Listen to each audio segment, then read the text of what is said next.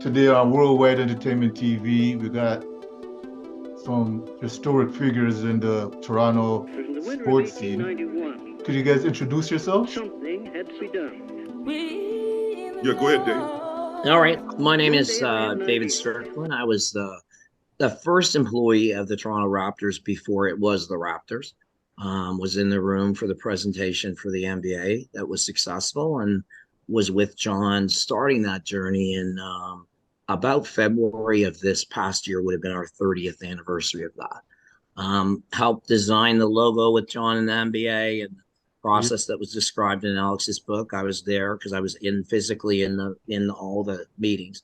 And then, you know, I've gone on to many things, including many Olympic Games. And the last major gig was running all the revenue for the Vancouver 2010 Olympic Games for television. So I have a lot of television experience as well as sport and entertainment, and a lot of concert experience. I was on the road with Stones and Bowie.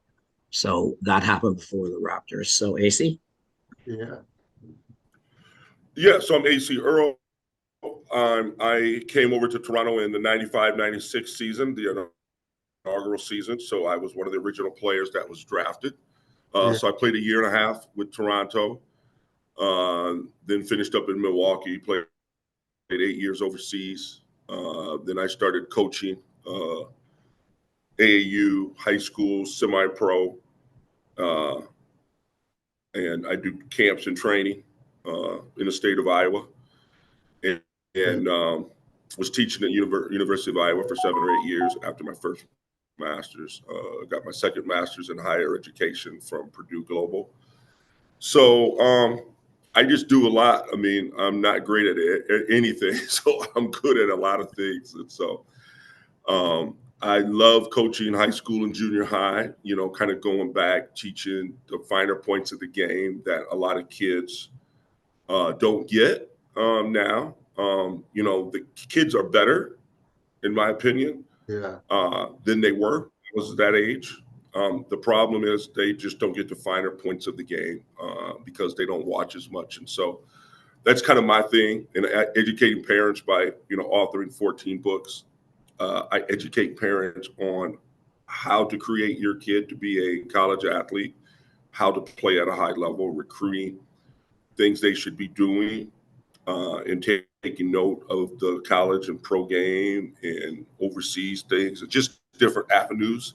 Everybody thinks it's NBA or nothing, and that's or Division One and enough or nothing, and that's not the path for a lot of kids, and we see that in the NBA today with players who in all sports, players that play at small colleges or prep schools or go to prep school for a year or two. And then, a buddy of mine who played at Iowa, Kenyon Murray, his two twin sons are in the NBA now.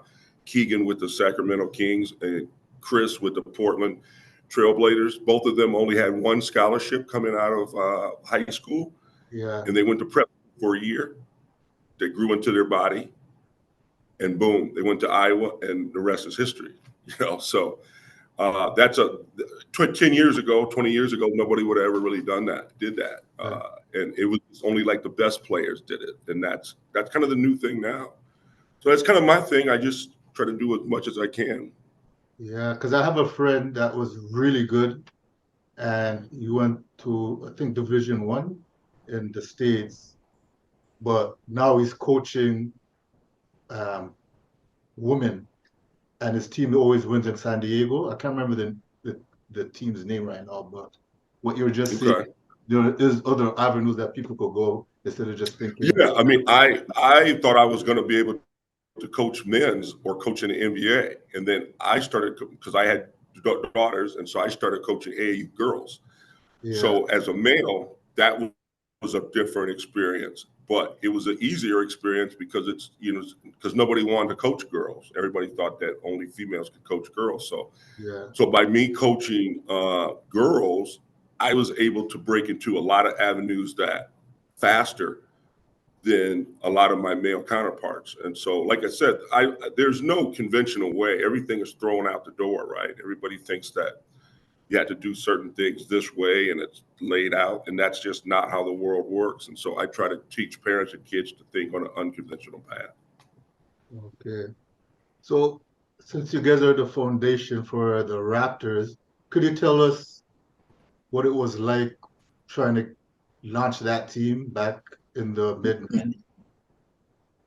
Well, I guess from my standpoint, it was like continuous work. I think for like a couple of years, right? Like we literally would be, I don't know, 70, 80 hours a week. I'm sure if you added up our hours, it would be exceeding any like allowances people would have for labor, right? Because you got to remember that John was 33, right? So we won it on his 33rd birthday. I was like a couple of years younger, Yeah, but like everybody was under the age of 30.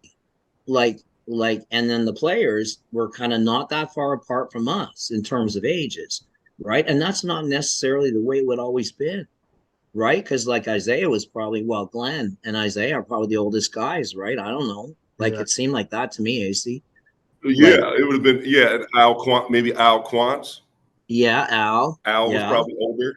Yeah. Yeah. And we had some Yeah. coaches that were super experienced that were helping us. But like, Yeah. Yeah. but when Yeah. it comes to Brendan. the core of us as a group Yeah. of people, we were very young people. Doing stuff we didn't like, we were making it up on the spot, kind of like, we had more discipline than that, so that's unfair.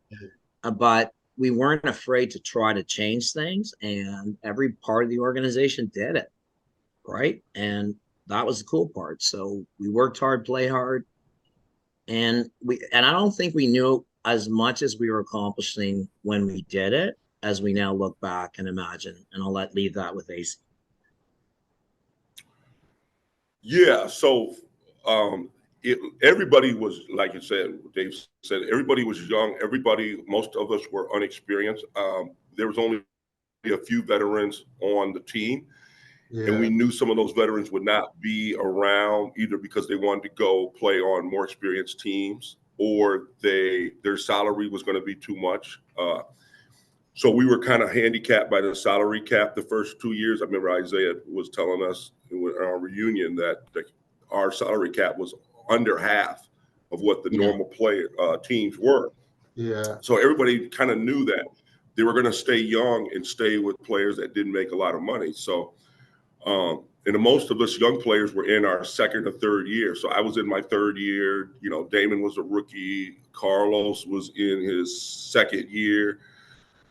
Tracy Murray was in his fourth year. Doug Christie was in his fifth year. Walt Williams was in his fifth year. So it was a lot of us young guys that were there.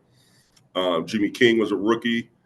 And so it was like there wasn't a blueprint. So it was funny. We talked about it. We've talked about it much years later, but we talked about it at the time. Like nobody was like the leader, right? We were all kind of led collectively, and then there was no hierarchy of well, you got to do this because you're young. So everybody looked around like, hey, we're all in the same boat. yeah, So if somebody shot a bad shot, everybody was like, oh, okay, that must be what he's doing. I mean, what he normally does. So it was like, trial by fire with a lot of things. But it was fun looking back at it that we accomplished so much, not having a blueprint right in front of it. Everything was done pretty much on the fly, and things were happening that we look back years later and say, wow, we had a dance team. We had a mixed dance team. We had a non-gender dance team. We had a chef that Isaiah were having. We stayed longer for different games instead of just going and coming back. Sometimes we spent the night. We flew family in for different events. All things that weren't done at the time that are now done by many teams. And so, like at time, I tell people all the time, sometimes you do things you do not know what you're doing at the time, and you look back on it, it's like, wow, that's what we really did. So, very unique experience. I'm glad I was one of the players, as many of us, that signed up for that, because there were a lot of guys who who's told Isaiah or told their agent, like, don't draft me, or I'm not going to Toronto, or I don't want to be in this I was situation. just gonna ask So a lot of us, like ourselves, were like, hey, let's go make the best out of it. Yeah, You know? because I was just gonna ask you that about the image of Canada and Toronto being more of a sports team for hockey or baseball because of the Blue Jays and the Leafs and the challenges everyone had of trying to find their footing in the city for basketball. Because in the neighborhoods, basketball is very popular, but people outside of Canada, they wouldn't know that the city Yeah. would support this the Yeah, like on the first games, like they were cheering at the wrong things. Like they were yeah. making noise when we were shooting free throws. Yeah. They didn't understand like lane violations and little minuscule rules things, and they didn't understand. So it was like we almost had to train them That was to exactly cheer the for words, us and AC. do things. Yeah. We Right. trained our fans. Absolutely, we did. We had to, but we didn't want to embarrass them in the process. Like we wanted to show them love, but then direct them to the way it was really supposed to be. And that's right. And like I would just say, when you have two leaders like Isaiah and John, that when a good idea gets presented, they recognize it and act upon it quickly. I think that's part of what created the environment we were in, because when we got a great idea, we moved resources to execute really quickly, right? So that it wasn't always planned exactly the way it went, but we took advantage of it. And I think the one thing is you have to go back to really the bid for the World Championship of Basketball. And even in Alex's book, it's not really stated what it did, because it was, Lincoln Alexander, an amazing Canadian African descent, who led the World Championship community board that we had for the 1990 World Championships, and he brought community leaders from every single major community, like that highest level in order. Yeah. And so we made connections through that. So every community, and every one of those communities got tickets to the World Championships, saw Shaq, right, and Penny, and and like a lot. That was Dream Team too, but man, I'll take Dream Team too as well. Man, I know there was only one Dream Team, but we had the second one here, right? Yeah. So that part of it generated, and we made money on that event. Like we actually, Yeah, I don't know, and I would say, Dave, like tickets. Yeah, not to cut you off, Dave, but I would say that validated a lot of people to think that you could play basketball in because me growing, I was in the NBA at that time, so I watched that and I was like, oh wow, they're playing in Toronto, wow, or they're playing. I don't know, where do you guys play, Toronto or Vancouver? I forgot. No, we played some in Hamilton. Yeah, and we played some in Hamilton. We played some in Toronto, and So I'm like, wow, that's a cool city. Like, because we're seeing it on TV. We're like, wow, Toronto's cool. Like, that's Canada. Like, those NBA guys are there. Like, why can't we be there? So I'm like, people probably don't give enough credit that validated basketball can be played there. And people can go there and travel and whatever. So I was like, man, if Shaq and Penny, those guys could play, then we can go there. Yeah, and if you think about it, that's the one thing that did not happen in Vancouver, right? Mm-hmm. They didn't have the advantage of the connection to the communities, because look at the South Asian community. I mean, Superfan Nav, right? He was the first guy. What a sweetheart he was. When the sales guys were behind, he literally would buy more tickets to make sure the sales guys hit their targets. Like, he was that man from the very beginning, a very generous man. Mm-hmm. But we were embracing fans from every culture. I remember in the World Championships, there was 10,000 people in Old Maple Leaf Gardens, and it was Croatia versus Greece. And I love hoops, man. And it was a fantastic game. Both crowds were fully decked out cheering. So it was literally 5,000 Croatians and 5,000 Greeks in the city of Toronto. Yeah. And it was all love. They don't cheer against each other. They were cheering for their team. It was a wonderful thing. And I'll tell you that when I was at that game and I came back and who's the guy I'm looking at the merchandise numbers and going, oh my God, did we ever sell a lot of stuff and make a lot of money on concessions, right? Because it's a not for profit. We're trying to give money so we can rebuild basketball nets and courts and all that stuff, right? Because we gave them $500,000 from that event. This city hasn't done many events like that have made that much money at that time frame. Put it into context. It was a lot of money. Yeah. And it helped. But that didn't happen in Vancouver, right? So you can go, well, that's not 100% maybe why they didn't succeed, but could it be part of the ingredient that made Toronto succeed? I think so. Right? The team has more fans across Canada now than the Blue Jays. And more avid fans. In other words, like 30% of Canadians say they're like hardcore. I watch for the Raptors. I love the Raptors. When Acie and I were starting out, man, that was not what we had. What we had was people willing to give us a chance. And we didn't price ourselves out of the market. We provided more entertainment. We knew we weren't always going to win, but we did not want people to go away disappointed. Yeah, right? and we played well. We played well at home, and we knew we had to play well at home. Like, we knew that if we didn't play well at home, this thing could go sour fast. Yeah. So, we won the first game, which people forget. And we beat a pretty good Nets team, New Jersey Nets team that had some stars on there. And I think we set a record maybe of an opening night game. I think it was 30 or 35,000 we had. So, I mean, that was like nuts. Like nobody played. I think one time in my life in college, I played a game. I played an NCAA tournament game with 30 or 35,000, but like nobody ever played with 30, 35. I mean, that was unheard of. I mean, because my college, University of Iowa, the most is 15.5, and most college arenas are between 12 and 15.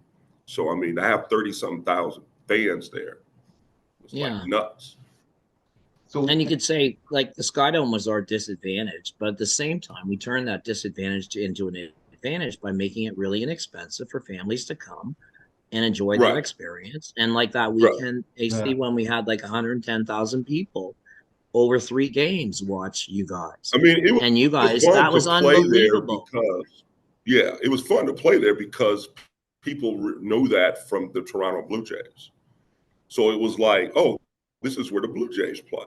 So we're like, wow, this is cool. So people would come, the teams would come and be like, oh, wow, this is where the Blue Jays play. It's like, yeah. So it was cool to play there.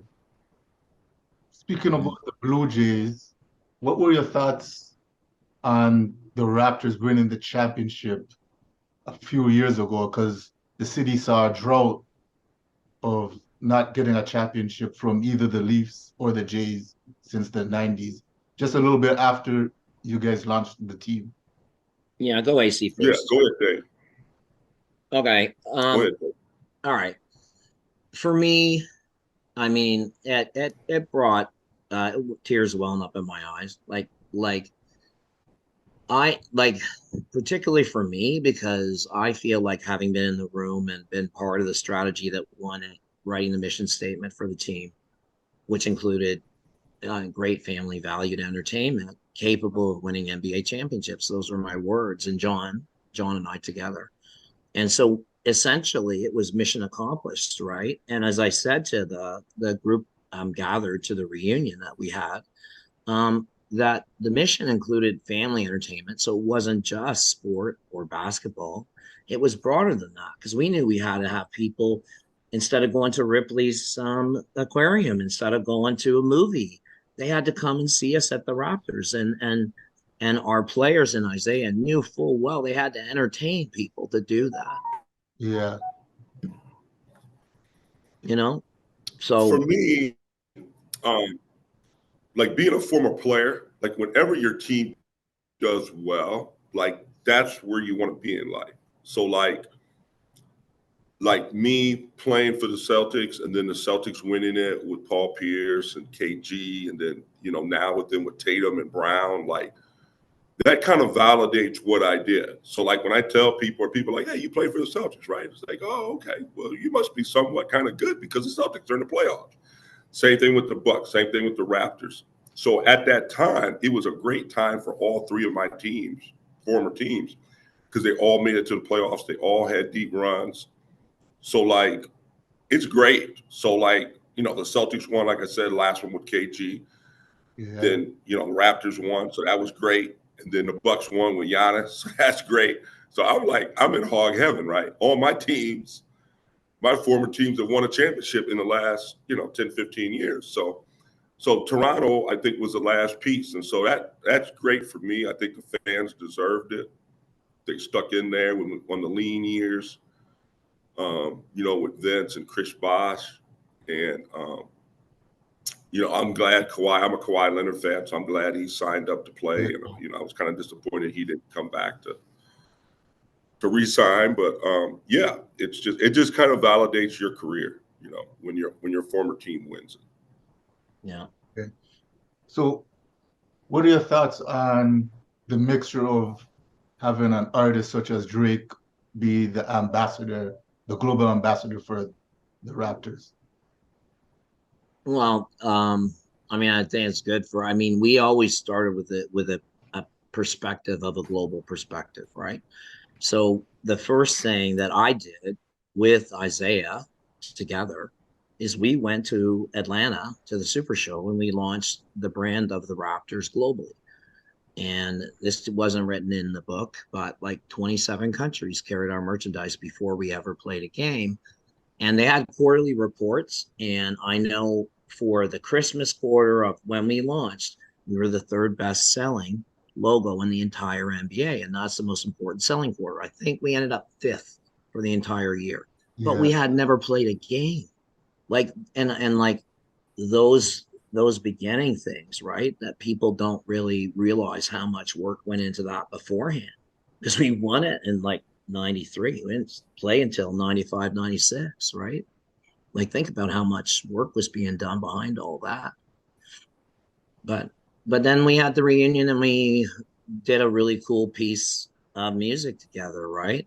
And so to us, this isn't really against like whatever Drake. This is just, what I would call, I guess it comes down to really 6 OGs, because I gotta say Elaine Kwan, because she brought Acie and Jimmy and Tracy into the studio, and Denosh, who's one of our original dancers, and myself, all part of the OGs, and I had written a song for them for this reunion, and it was in response to me needing to reconnect with my friends and family, and it just gave me a personal outlet to do it.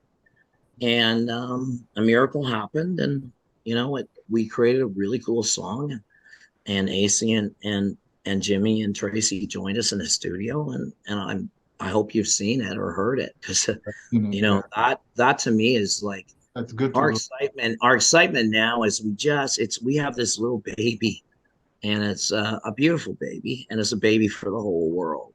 And it's a baby that's a gift that tells young people about where a game came from and how one person with like an amazing, I don't know if you call it imagination, because I don't think he would even think about it that way. He would just think it's a solution, right? Acie, he's a prof, right? He's like, this is my solution.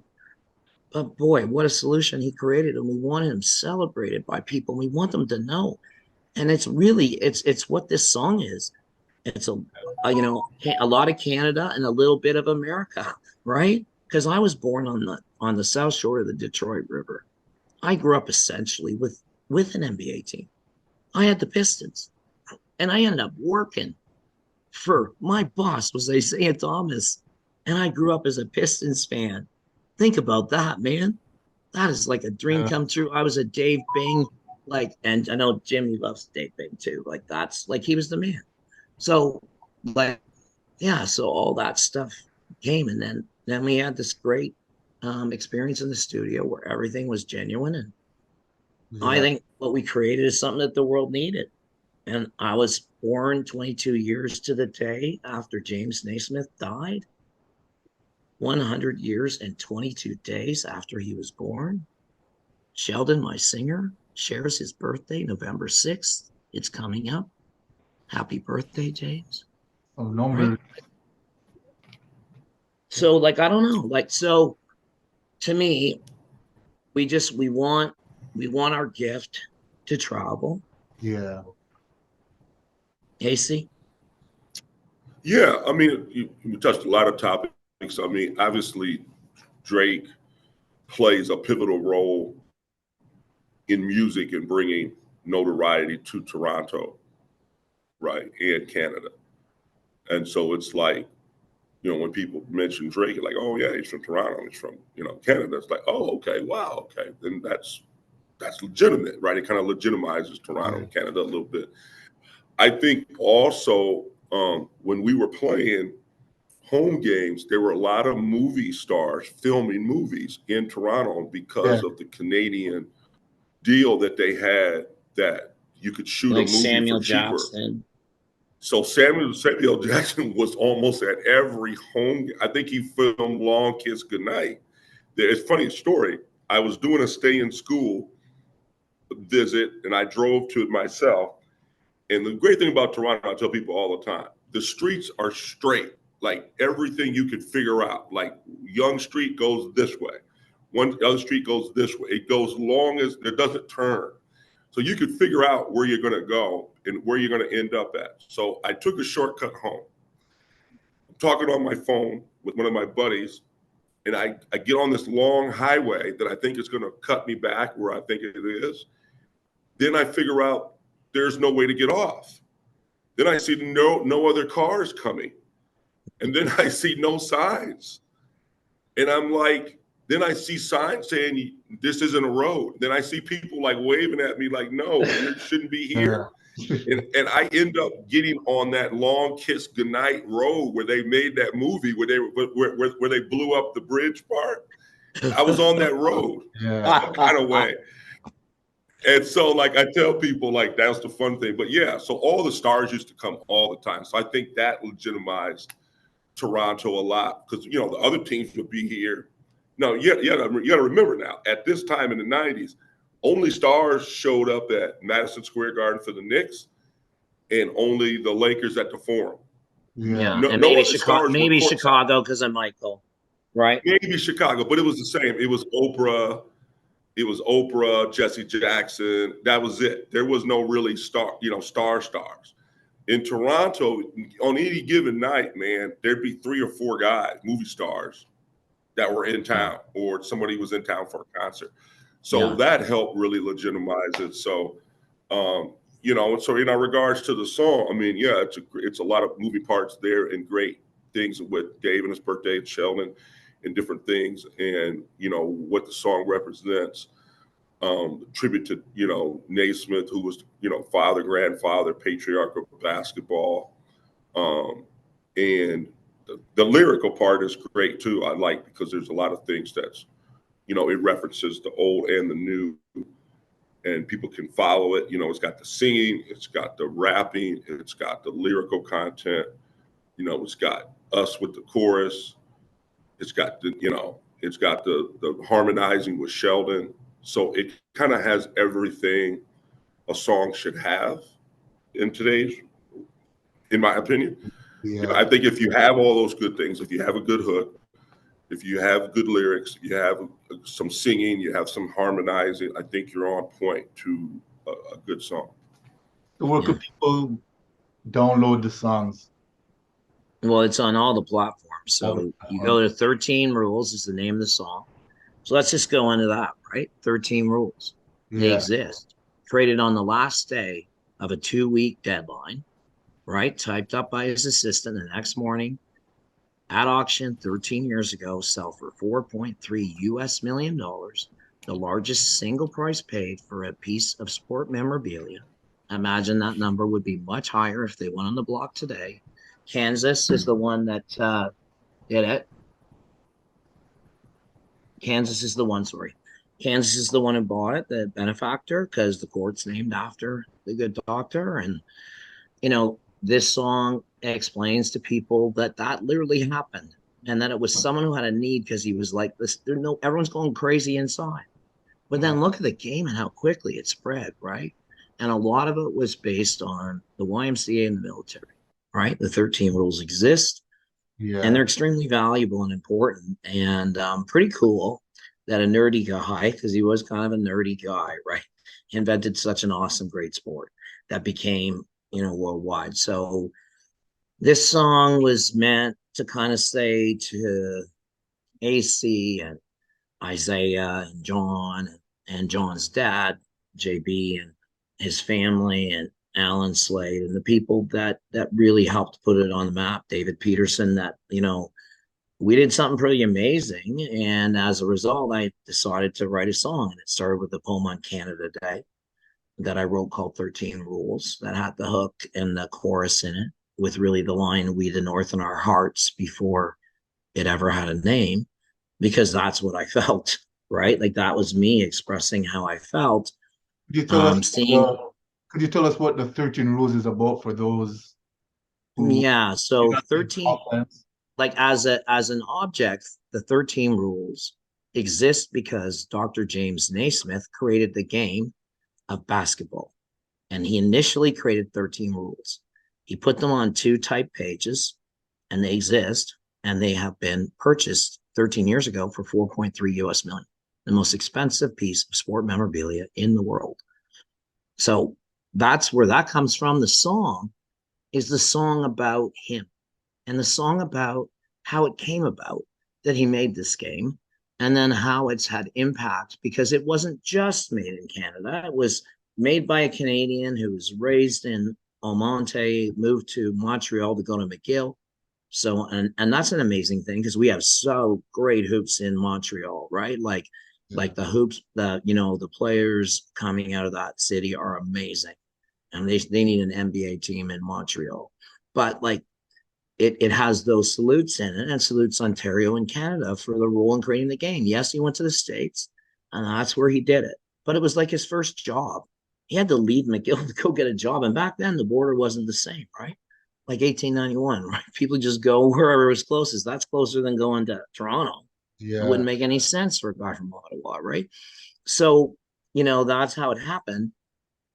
And then the song just kind of, like it just like we just said, hey, let's get really smart with this and fun and talk about the energy and make sure, Sheldon had been a courtside drummer with rhythm works, like, so he understood the relationship between rhythm and crowd energy, Yeah. right? And so this song is really, like, you look in the history of songs, like, what do we got? We got BJ Birdie, and that's the child within us, and that's cool, and we're always going to love that as a piece of Toronto. We're all good, but we're not going to put it on our iPhone, right? But like if you talk about, and then you go like the hockey song, it's quirky and it's weird and all that kind of stuff, nostalgic, but you're not going to probably play that to your friends at parties because you're not dancing to it.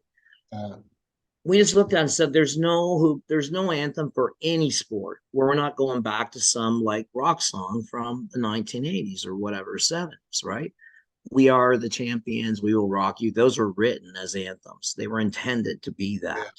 But like, and so I would say I started this out to be a nostalgic family reunion song, to give props to the OGs that started it, right? And it's on my arm, and I have this tattoo. It's going to be in my video, because, you know, that was something that we created. They made it come to life.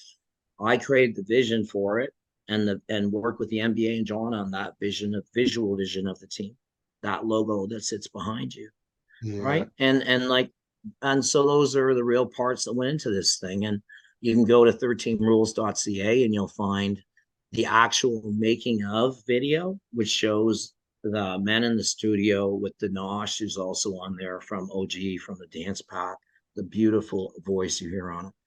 And we have an Instagram. You can go 13 Rules Inc. It's lowercase, or sorry, underscore INC after 13 Rules, no space. And Yes. we got all sorts of media, and we'll be launching our video the next day. It's going to be dance oriented. We're going to have a lot of TikTok stuff. We want to get this song spread. We believe it should be played all over the world at hoops games. We have to, figure out how still yet to get it played in Toronto. I would not certain it's going to be played tonight. I would wish it would be, but Yeah. you know, we've talked to the DJ and things just go silent sometimes. So I'm not sure what's happening, but the people and the players will make this happen. So I'm not worried. There's no way. There's no stopping this song. It doesn't exist. It has no rivals. In a business sense, it's a blue ocean. There are no competitors to my song. None. The NBA has 2.1 billion likes a year. They have 400 million followers of their apps, right? So, you know, there's a whole world of people out there, and we wrote it in Canada with the perspective of Canada, and we believe it'll get there. But right now, we're actually on radio in the States and not here. Yeah. You know, so like it's like because people like AC and Jimmy, because we're not aligned to MLSC, we're not aligned to anybody. We're just people that work together. We're OGs, and OGs for us is like it's in our hearts, right? It's we built something together, and we went through like a war together, right? And not in a positive war, but one that was still had our times when we battled, right? And people told us we weren't going to make it, and people told us we weren't going to win. When we got announced, TSN, Michael Landsberg said, "Some things in life are neither right nor fair." That was us winning, neither right nor fair. Why? Because his corporate owner was Labatt, and Labatt was supporting the competitive bid, and media is aligned to money, and I'm just a pipsqueak because I'm just an OG, right? I'm not MLSC, never MLSC, OG. So it seems that you're very, very focused on making people know about the history and keeping that intact. What was your thoughts, or if you knew about it, about I can't remember the former player that made a comment about the players today are superior compared to back in the day because they believe some of them were plumbers and firemen. But I saw a lot of old school players coming out defending the different eras, and a lot of came out, and it showed these guys, because the new generation doesn't know, all they know is about is the now. But then because the internet is there and everything, people's going back and checking out Will Chamberlain and OGs like yourselves that the NBA. Like, yeah. I mean, the game got built through that era, and then Stern picked it up and rescued it with the issues with drugs and got a salary cap and really said the players are at the core of what we do. And that, you know, there are stars, right? And when you realize that, and I realized that doing the Olympics, the athletes in the Olympics are our stars. We had to have in Vancouver, the people believe. And we wrote a song called Believe to make them believe that Canada could win the Olympics, that we could win more gold medals than anyone else. And we did. Because you can only do what you believe you can do. Yeah. And you know, the beautiful thing about Canada is we have the mosaic of the world here. So as a man of wisdom from age and experience and jobs, we should know the whole world better than anyone else. And that should mean we should be better at creating and collaborating than any other country in the world. And this song is a demonstration of that. Yes, I wrote the poem. Yes, it's my words, and it's effectively my song project. But I had to have my friends' help.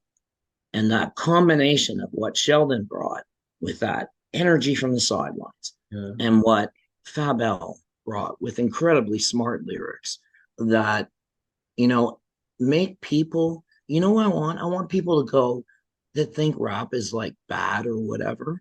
I want them to listen to those lyrics and go, how in the world would you ever say anything bad about those lyrics? They are nothing but love for everything that anybody who likes hoops, right?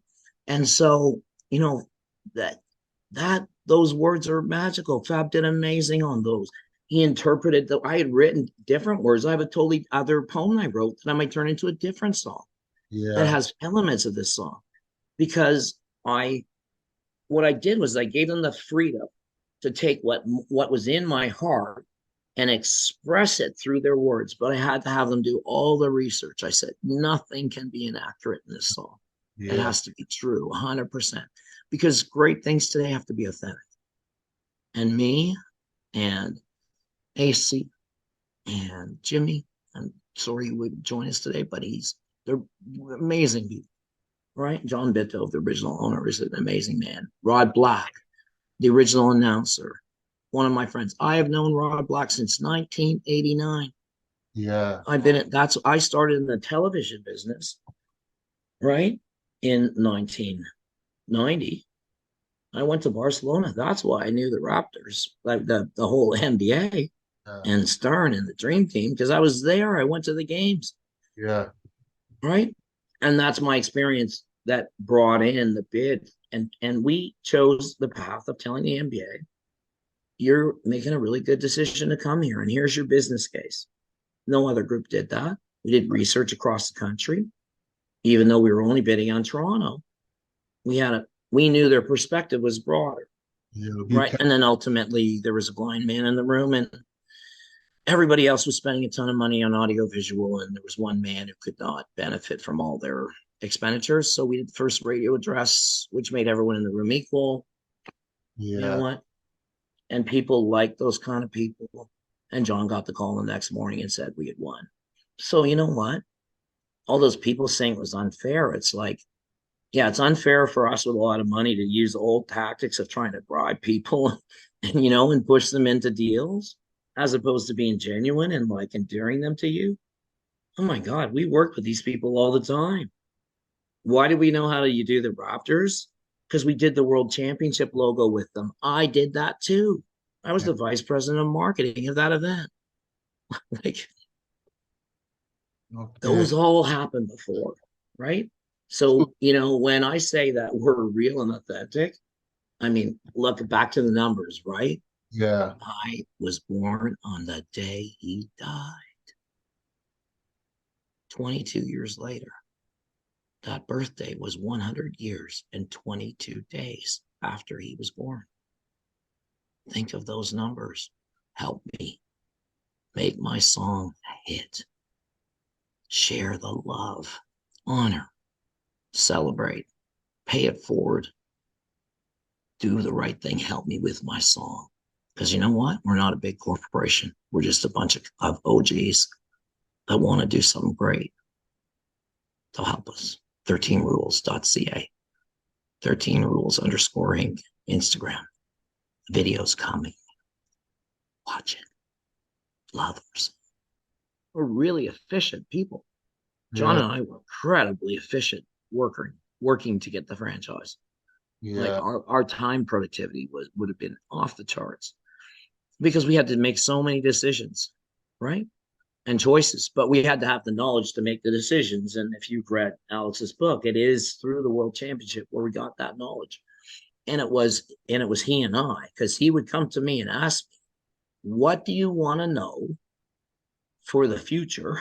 Like, but that you want to ask about the World Championships, that's going to have us an understanding of when you do your assessment of what the NBA is looking for in a partner, you're going to be able to make a better presentation, right? That you're going to be able to use the words that are going to resonate with them.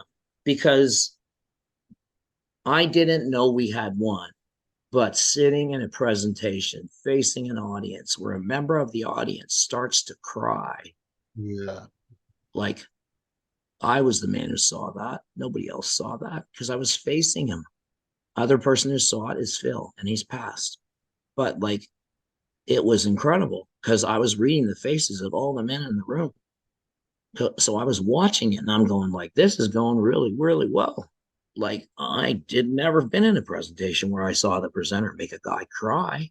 And then after he was finished, he walked up to him and gave him a hug. That was so real. And that hug was within 6 feet of me, right? Because I was in the corner.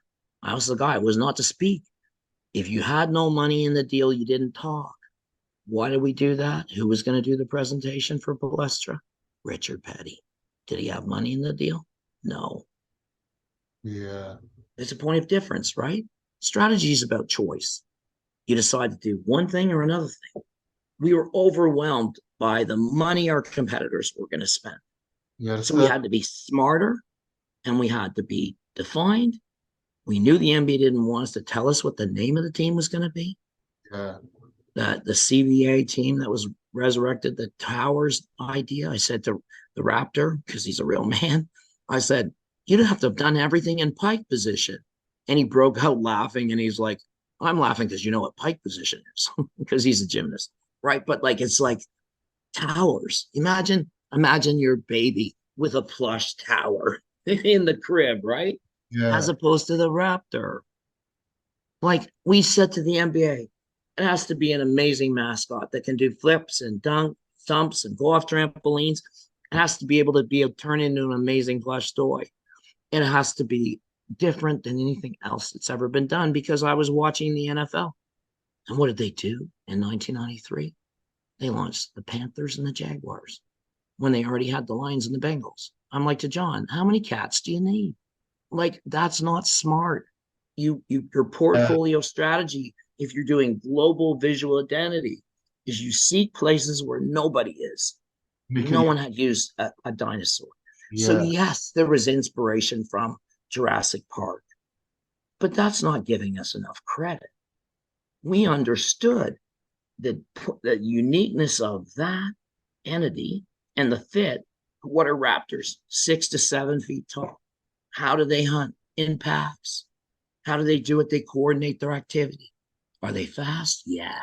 yeah, Aggressive? Yeah. Right? That's why Isaiah I would sit together like at the end of the day, because our days would be real late, right? yeah, And we'd be sitting in the office and there'd be 4 or 5 people yapping.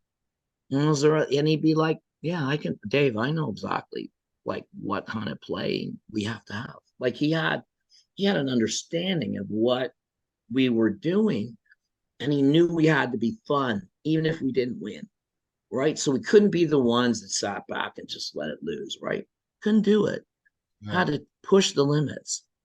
And the players, they had a chip on their shoulder, you know, discarded, right? But then they come in, and as Acie does, and I heard it from everybody, Tracy Murray told me when he realized that the team was different was on our first road trip. And in that first road trip, the players in the back of the plane, playing cards, music going, right? In groups, yapping, rapping with each other. yeah, And Tracy sees John come onto the plane. And Tracy's telling me this story while we were in the studio. And Tracy said, Dave, he said, like, John walked down, and where I thought he was going to turn and sit, he didn't sit. He kept going. And he said to me, he goes, Dave, I'd never seen that before. yeah, Like, I'd never seen it. And he goes, and he walked to the back, and he goes, and he scanned us at the back. He found an empty seat and he sat down. And Tracy said, that was the moment that I knew that this was a different place, that this was not the yeah, place other playing. And then Acie talked about Isaiah's chef, but like we were talking about the stars of our show and how we wanted them treated so kindly so they would treat our fans well, right? And be what we needed them to be, which was this: try as hard as you can, guys. They have not given us a fair fight here. As Acie said, we were restricted on what we could spend. It is not the Vegas Seattle NHL deal that we got. Not close, right? And people were throwing stuff out they didn't want, right? Really expensive pieces that we couldn't afford to get, right? Because then we'd eat up all the salary and it'd be done. yeah, So like all those things were going on, but the song really becomes like a second legacy for us, because it can say, look, first of all, we're giving props to the fact that it was shared between Canada and America, and we did the song between Canadian and Americans, so that's cool.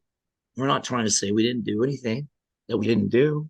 yeah, But we do believe, because there's very few games in the world where you can trace them so specifically to a man in a document, right? Like that's just like a treasure to the world that exists. This game has been a treasure to the world. I look at it from a cultural and community connection point, and I look at how Canada is 70% of Canadians believe diversity is our greatest strength. Right. So yeah, there's 30% of the people that aren't on the bus with us, right? But like, we're the majority. We live in a country where that's the majority, right? Where my best friend can be Jamaican, and that's all cool. And you know what I mean? Like, it's like, like, what does it matter, man? And all I want to do to the world is say, that is our recipe for incredible Canadian power. Because we take that knowledge and we take all the smart people that come here. Because yes, we do have a different immigration system. We want people to come here that want to come here. And I will tell you, the most proud Canadians are the ones that choose the country. Because you make a choice. There's people that aren't grateful that got given the blessing of Canada. People that make the choice to come here, we should be proud of those people for making that choice. Yeah. That's how I see the world. I thank people that come to our country and help us and do things for us. And all I just want the world to see is that if there's going to be an example that works, right?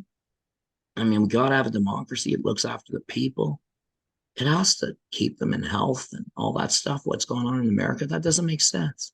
And their healthcare is twice as expensive per capita than the other country. So you can say it's the best in the world, but yeah, when you spend twice as much to get it, hope it is. Otherwise, you're wasting your money.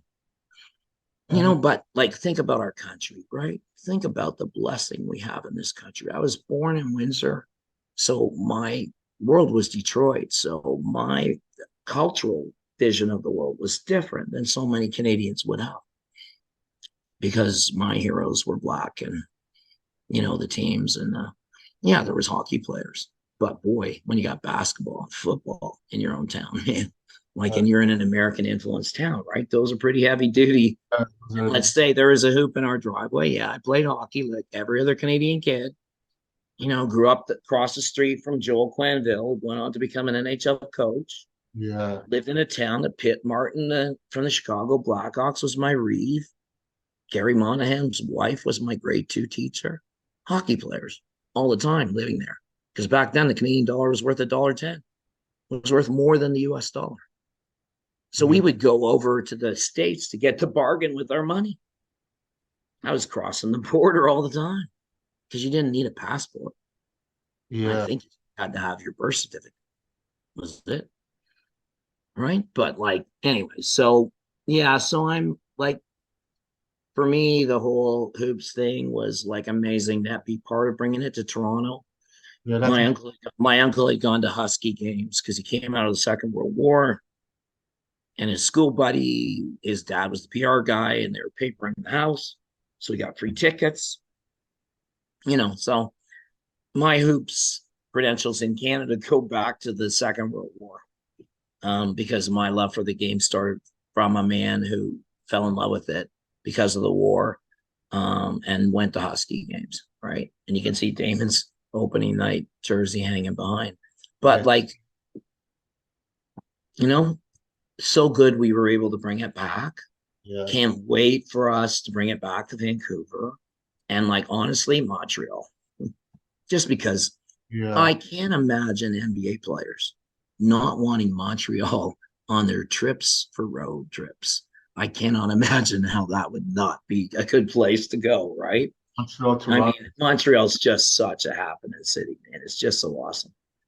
Anyways, je parle français, mais il faut que tu parles longuement. Je suis né à Windsor.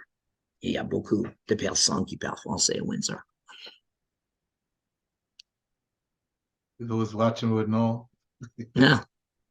Chris Boucher. Listen to my song, Chris. Merci beaucoup, Chris Boucher. Is that a platinum plaque?